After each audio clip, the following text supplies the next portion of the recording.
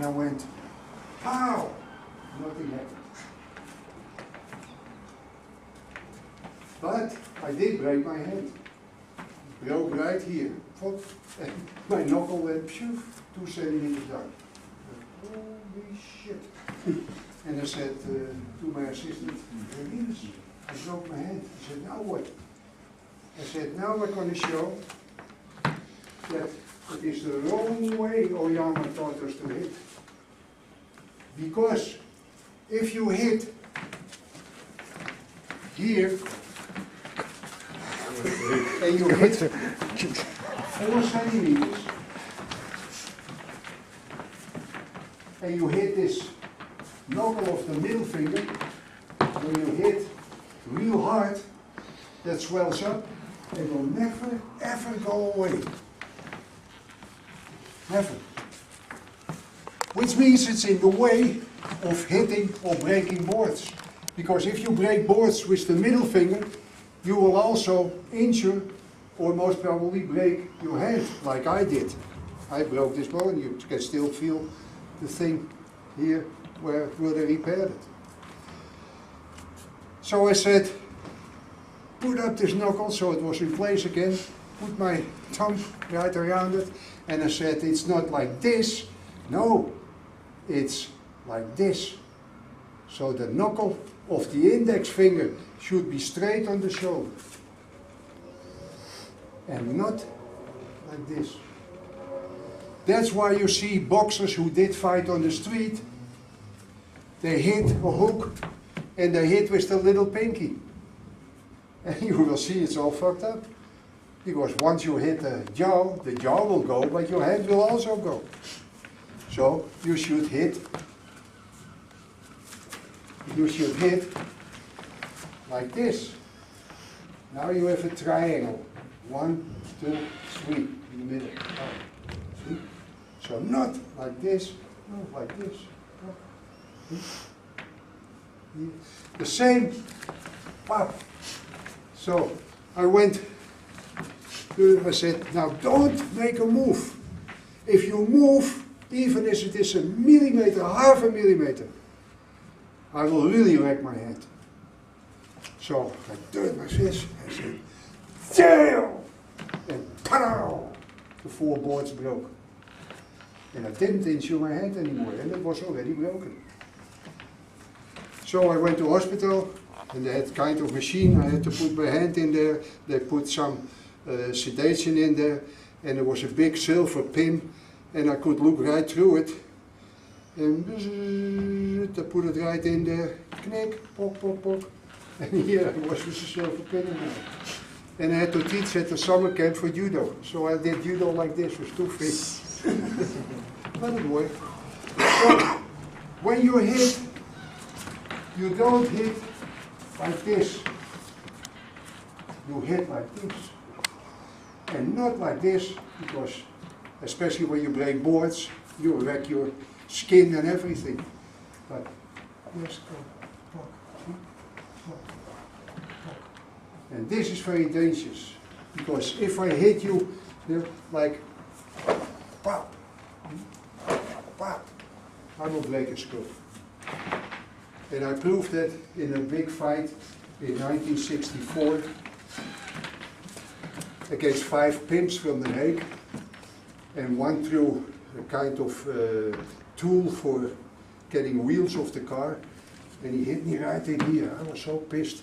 I was in 2 steps with him, and I hit him, but he turned away his head, and instead of hitting him like this, I hit him like this with my knuckles. So his ear came off, and the skull burst, and the main artery burst. But I was too busy with the other 4, so I thought, oh well, serve you right. And I had the second one, I threw him, and then I made a mistake. He stood up, and ran away. I went after him, picked him up again, threw him again. That cost me 500 pounds in those days from court. That I nearly killed the guy who was dying from 10 in the morning until 3 in the afternoon. Then they pulled him through with a big tube, and, you know, like an Indian, you look. I got nothing. court says serves him right, attacking one man with 5 men. So that's it. But the second one, when he was down, okay. But when he stood up and ran away and I ran after him, that was not okay. Well, it was a good lesson. Worth the 500 bucks. So, always hit with one knuckle. You don't have a makiwara, and that thing there, that doesn't help much. But if you make a makiwara, try the makiwara. And make your hearts. I can't show you here because everything is broadcasted. There's any wall here? No, eh? No, no. Someone, could somebody get a type pad out of the cupboard? A what one? A pad, just something for you to hit. Something for you to hit as opposed to one of my boys. Or me.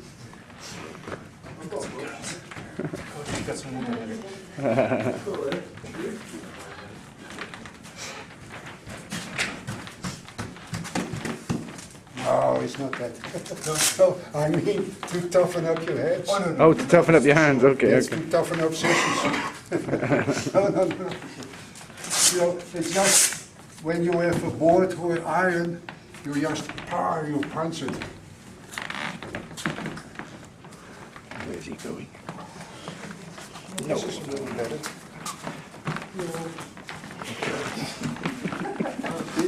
So then you can hit it. If I hit your skull like that, I can break it. Of course, when you do that, you will have the same experience as I did the first time in Oyama's dojo in April '59. He told me to hit the makiwara, and I did really fanatic, pow, pow, pow. At first I thought, ooh, from my ass until my hair, I felt it, pow, pow, Jesus, Jesus, Jesus. But then is the nerves, oh. But the next day, I had a big flap on there with all water in there. So I went to Oyama and said, he said, yes, yes, that's how it started. Now hit again. I said, what? He said, hit again. I said, Jesus. So I went, whack! Man, oh man, oh man, like they put a blowtorch on it. But I kept going, and then the water disappeared. And 2 weeks later, it was hard. The horn came back, and from that day on, I could hit the wall or thing, and that's okay. So then you can, you know, and just to start easy, you go, boom, boom, boom, boom, boom, boom, boom, boom. You know, the same as here, boom, boom, boom, boom, boom, boom. It doesn't hurt.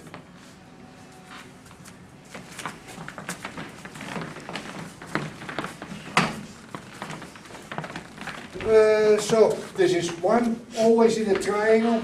This is one always in a triangle. One. And straight, not here, straight. Another thing, Taekwondo. In 1966 I fought the heavyweight champion Taekwondo. What the hell was his name? It's in my book.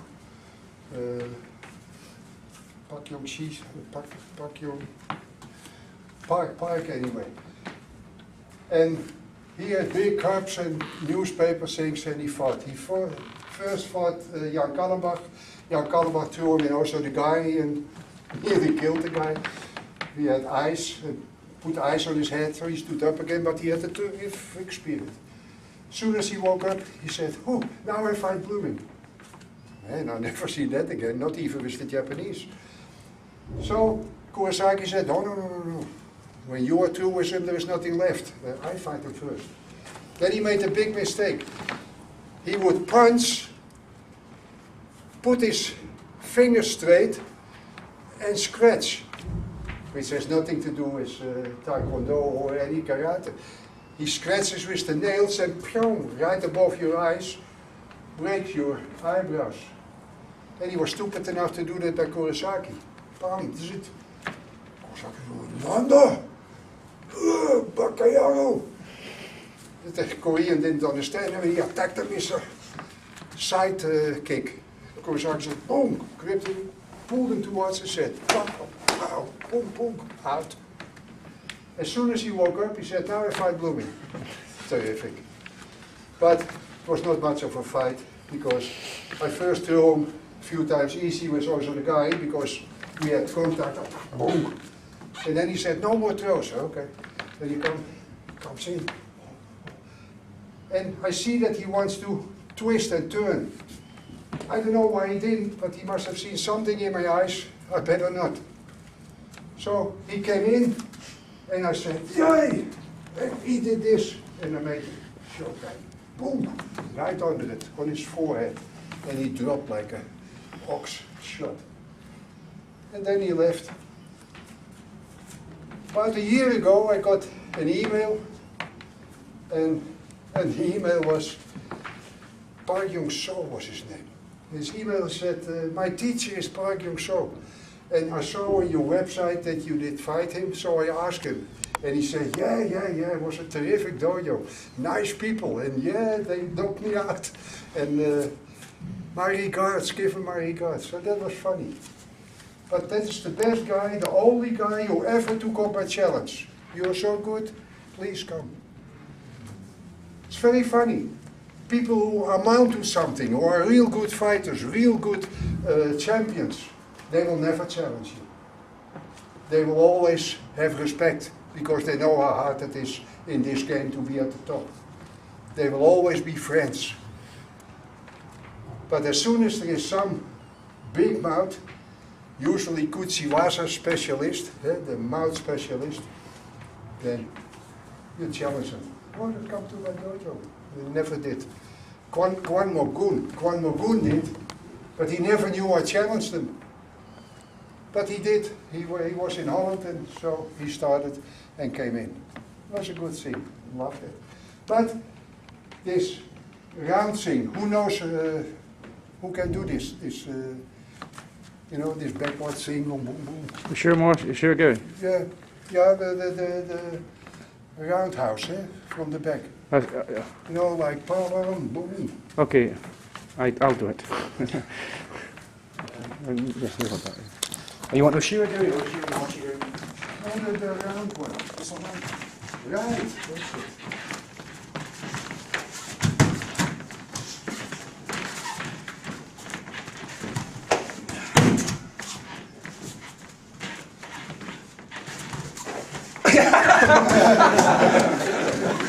You know, you need 2 hands there, mate. It's married anyways. It's actually reasonably painful, actually. One thing you never should do, get away from it. Because especially guys with long legs, you get away a little bit, you still get the heel, boom, and you're out. Because it's a terrific technique when you can hit him. But it is a very stupid technique, because when he stands there, you know he is not going to do it with this leg. So you know he is going to come from that side. So very slowly, as soon as he turns, you step forward. And when he is very, very good, you know, and high, then you face on his shoulder, boom, and block the arm. And always have your hand ready here. So that you wow, hit him right in the balls. Or when he turns around, hop, bang, just whack him.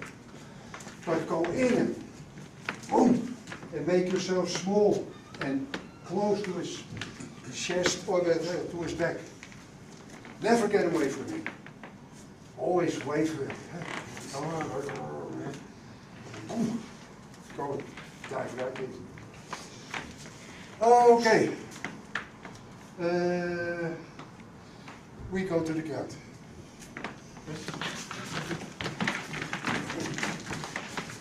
Now,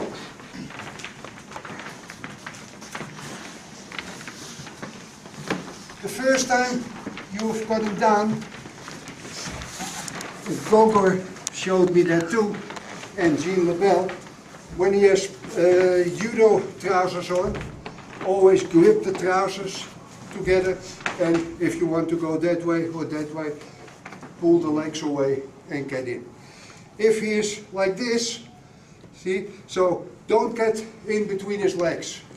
it's always horrible to get away. But take the legs here, hop, see, get away, get it. Hold the legs so he can't get away. And go in. See, so. From here on, sit down. Sit in his short ribs. It's a kind of judo technique. But in judo, they do this. They hold the gi, which is gone. Because once I hold this, my strength is here, not here. So he can get his arm out very easily. See, so get there, see, oh, yeah, better that way. So, see, because I can't hold it. See, if you go inside, I can hold it. See, I still got the arm. But when he goes outside, he's gone. So I always do this. You got a hole here and a hole at the elbow. Put the two holes together here on his wrist. So, and now put the lock on it. See? He can get out, but he's got to work for it. See? So. And then I turn around. As soon as he is out, I turn around. I put my knee against his hip, and I put my other knee under his shoulder. So here I got a very strong hold, which if he starts moving too much, I put my shoulder on his head. Let's see what happens.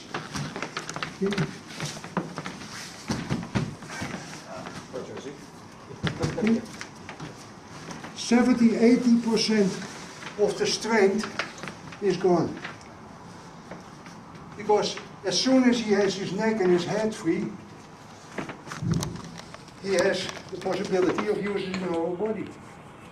Once I immobilize the head, so in the old days I used to do that with Willem Ruska, who was a lousy ground worker.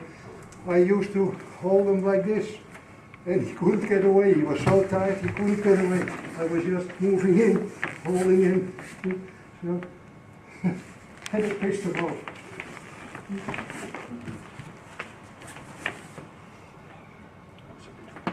Yeah, it hurts. See? So, 1, 2, 3. Here and here. When he gets here, just put your shoulder down and put your knee here by your elbow. See? What you hear, that is my shoulder. It's terrible. It's like you're breaking a door down. But there's nothing you can do with that. So, 1. Another thing, once you're here, is especially wrestlers, they start bridging. See, like this. Now bridging, if they don't do anything else, is a good thing for a free fighter. As soon as he starts to bridge, you put your here, your wrist. Not here, not here. If you have it here, and his muscles are strong, he can keep up this for a long time. But if you do the knife edge here, the pinky, and go down, see? That is a different thing. See? And put it here, up, way down, up, and then put your elbow up. See? Another thing to soften him up is a thing here. And that hurts, and he doesn't know what the hell to do. Because if he moves, he nearly rips off his ear. See? And it hurts his jaw, and it hurts his skull, and it hurts his pride especially. See? Just cry, just see, hang.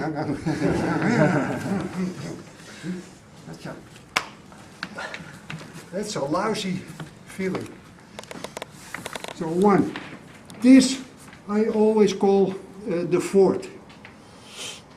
Because like I have the all-round standing.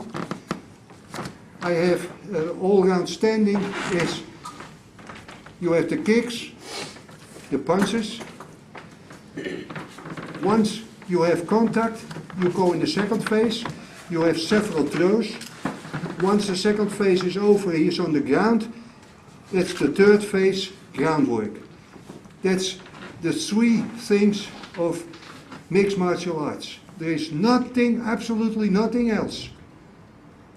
But for every movement, arm lock, you have maybe 1,000 different ways of applying one. And the same for leg locks or chokes. So from here, from the fort, like what they usually do, they grip you and try to push you away. See, one. Now go in here, go in here. Up, up. This is no good. Go down. This is good. See? Here he can go a long way. Here, go down. Then put it up. Up, let him go. Get in. Up, get in. Get in, get in. Up, up, up. Yes, yeah. In. Up.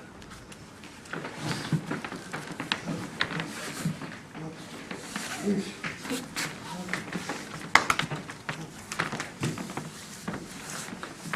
This is the meanest one, because it looks that it doesn't work.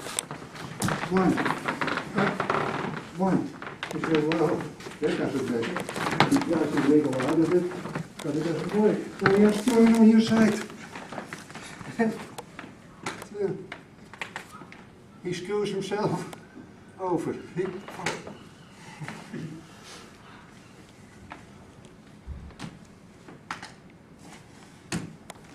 And lock, lock, lock, up, up, up.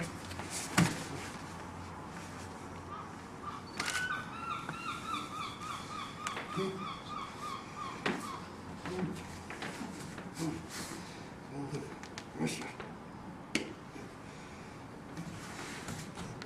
Street fight.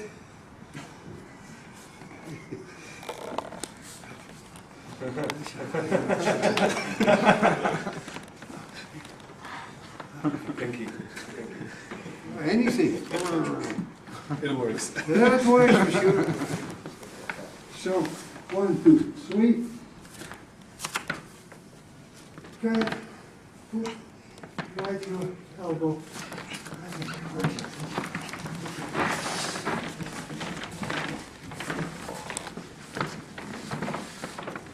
This is the holding. Who is the 76 kilo champion, Japanese judo in Tokyo, hold me down with, and I was 102 kilo then. I couldn't get away. I never forget this one. Now, don't grip, especially when he has a gi. You know, you wanted to grip the gi. No, never. Always have your hands open, always monkey hands. When he tries to wriggle out, he comes up. So just put your hands under it. When he goes to the left, just, or to the right, just hold the arm down. That's all, here. And your knees against his shoulders, against his biceps, and the end of your elbows on his biceps. And your belly on his face. And go low. If he doesn't want to fight, you know, you have guys who lay there and said, oh well, then help him a little bit. You know? See, now he wants to fight.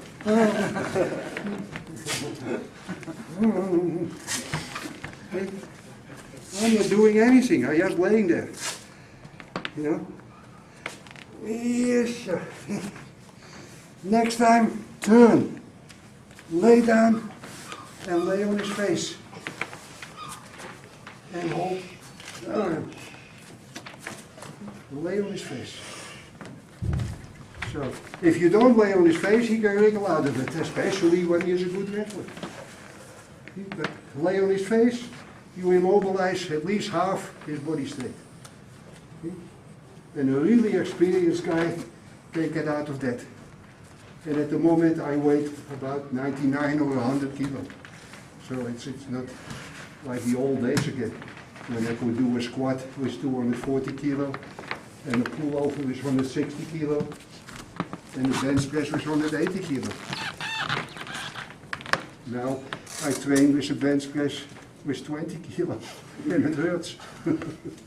See? From here on, immobilize him again. Go, lay down, up. Don't put your knee up. Go low. Up. Low, low, low, low, low, low. Up.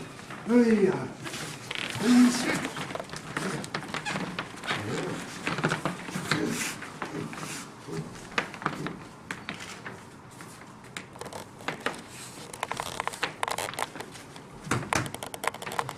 You can scream too. I don't mind. Yeah.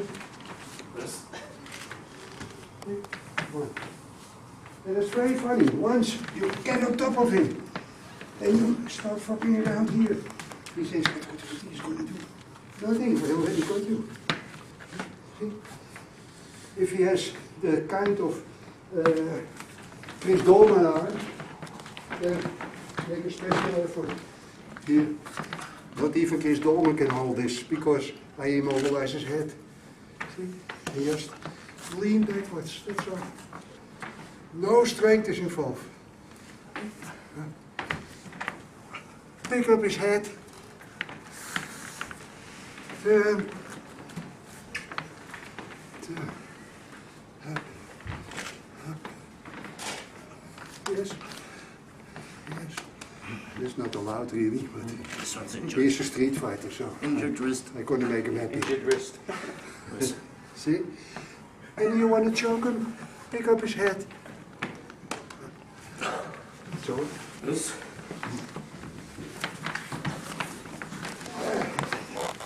So again. 1, 2. Wiggle, wiggle, wiggle. Shoot.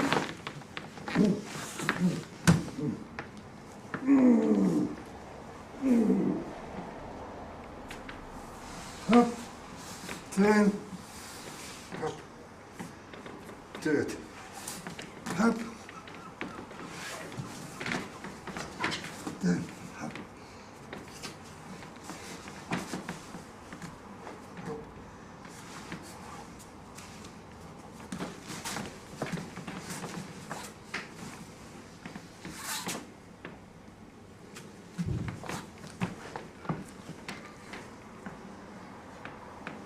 That's all. Kijk. Actually, I went green because ordinarily